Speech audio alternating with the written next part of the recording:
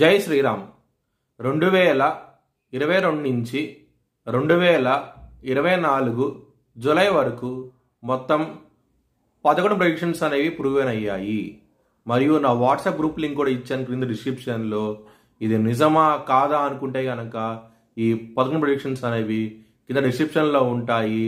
మీరు చెక్ చేసి నిజమైతేనే నా వాట్సాప్ గ్రూప్ లింక్ యాడ్ అవ్వండి మరియు నా ఛానల్ని సబ్స్క్రైబ్ చేసుకోండి. తులారాశికి అధిపతి శుక్రుడు. తులారాశిలో స్వాతి 4 పాదాలు, చిత్తా 3, 4 పాదాలు, విశాఖ 1, 2, 3 పాదాలు ఉంటాయి. ఈ నక్షత్రం వాళ్ళందరికీ నేను చెప్పే వార ఫలితాలు వర్తిస్తాయి.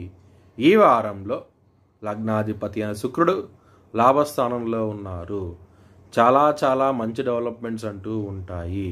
సూర్యుడు కూడా దశమ స్థానం నుంచి లాభస్థానానికి రాబోతున్నారు 16వ తారీఖు నుంచి. దాని మూలంగా మీకు మంచి డెవలప్మెంట్స్ అంటూ ఉంటాయి. ధనపరంగా మాత్రం ఎటువంటి లోటు అంటూ ఉండదు. లాభస్థానంలో సూర్యుడు, శుక్రుడు మరియు బుధుడు ఉన్నారు కాబట్టి మీకు ఆనందంగా ఉండబోతున్నారు. ఈ వారం డబ్బు పరంగా మాత్రం చాలా మంచి డెవలప్మెంట్స్ అంటూ ఉంటాయి. ఇక్కడ 2వ స్థానం అధిపతి అయిన కుజుడు మీకు అష్టమ స్థానంలో ఉన్నారు.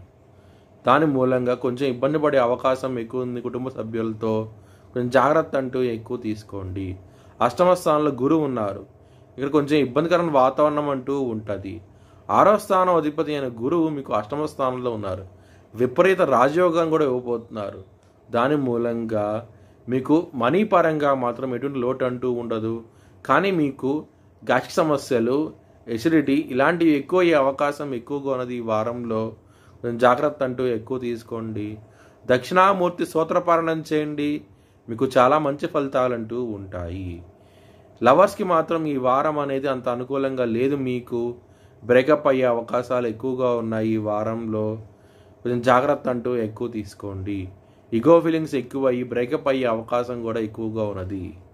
విదేశాలకు వెళ్ళాలనుకున్న వారికి ఈ వారం అనేది అంత అనుకూలంగా లేదు. మీకు ఇబ్బంది పడే అవకాశాలు ఎక్కువగా ఉన్నాయి.